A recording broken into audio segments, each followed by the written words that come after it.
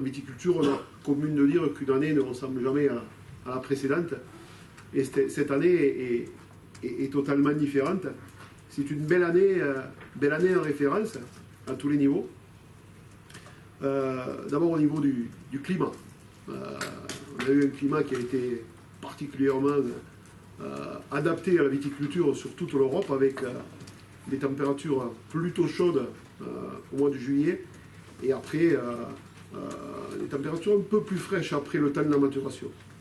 Et donc, ce qui a fait que globalement nous avons ce qu'on appelle un beau millésime, une très belle année.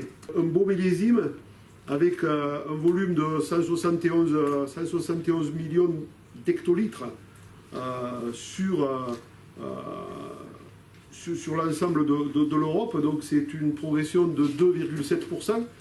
Alors en termes de volume, c'est pas une progression énorme, 2,7%. On est sur une progression tout à fait douce. D'autant plus que nous étions l'année dernière sur une vendange qui n'était pas forcément très importante, mais avec 171 millions d'hectolitres, nous nous retrouvons dans la bonne moyenne qui va des années 2008-2009 à 2012. Donc, on peut dire cette année facilement, et moi j'aime pas aller dans l'emphase, mais c'est une année référence. Une année référence, pourquoi? Parce que à la fois nous conjuguons un volume suffisant, pas surabondant, mais suffisant.